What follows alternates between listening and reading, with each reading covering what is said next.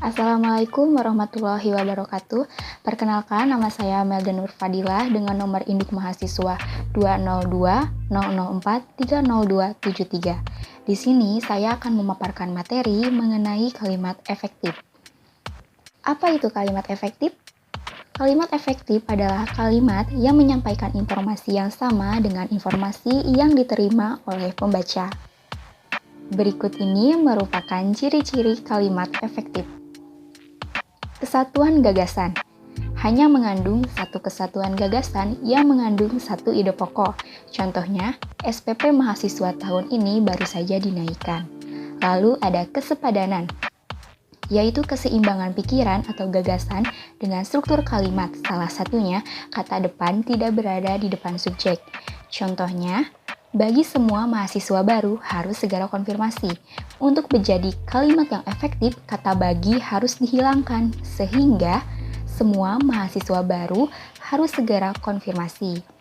Lalu ada kepararelan, yaitu kesejajaran pengungkapan ide-ide dalam suatu kalimat. Contohnya, penghapusan pangkalan asing dan penarikan kembali pasukan AS dari Filipina akan mempercepat perwujudan cita-cita segenap bangsanya. Kata benda berupa penghapusan, penarikan, dan perwujudan memiliki makna yang sama. Lalu ada kehematan, yaitu menggunakan kata secara efisien dan tidak berlebihan, sehingga setiap kata yang digunakan memiliki fungsi yang jelas.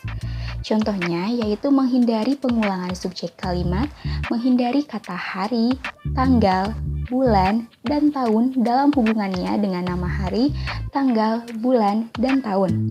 Lalu ada kecermatan, yaitu ditulis secara cermat, tepat dalam diksi sehingga tidak menimbulkan tafsir ganda. Contohnya, berdasarkan agenda sekretaris manajer personalia akan memberi pengarahan kepada pegawai baru. Kalimat tersebut tidak cermat. Lalu perbaikan kalimatnya yaitu, berdasarkan agenda sekretaris, manajer personalia akan memberi pengarahan kepada pegawai baru. Kalimat tersebut cermat. Lalu ada kebervariasian, yaitu untuk membuat kalimat yang tidak monoton dan menjemukan diperlukan adanya variasi. Contohnya, pembicaraan itu membicarakan kenakalan mahasiswa. Kalimat tersebut terlihat sangat monoton. Lalu, digantilah menjadi pembicaraan itu membahas kenakalan mahasiswa. Kalimat tersebut terlihat variatif. Tegasan. Untuk mencapai ketegasan dan keutamaan dalam suatu tulisan, seorang penulis harus memperhatikan posisi bagian yang diutamakan, meletakkan bagian yang penting pada awal kalimat. Contohnya, masalah kenaikan harga itu dapat dibicarakan pada kesempatan yang lain.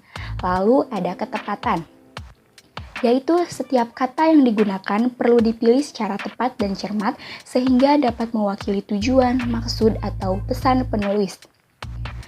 Contoh yang salahnya yaitu posisi ketujuh korban saat ditemukan warga dan aparat kepolisian berada dalam satu ruangan. Kalimat tersebut terlihat tidak tepat. Lalu ada ketujuh korban saat ditemukan warga dan aparat kepolisian berada dalam satu ruangan.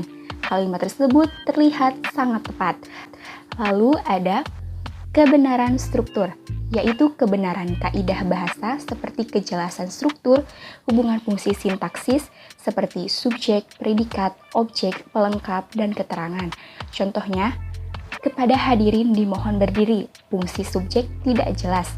Seharusnya, hadirin dimohon berdiri. Keringkasan. Keringkasan ditandai dengan tidak adanya kata atau kalimat yang berlebihan. Contohnya, nenek selalu memberi nasihat kepada cucu-cucunya. Kalimat tersebut merupakan bentuk yang panjang. Lalu ada nenek selalu menasihati cucu-cucunya.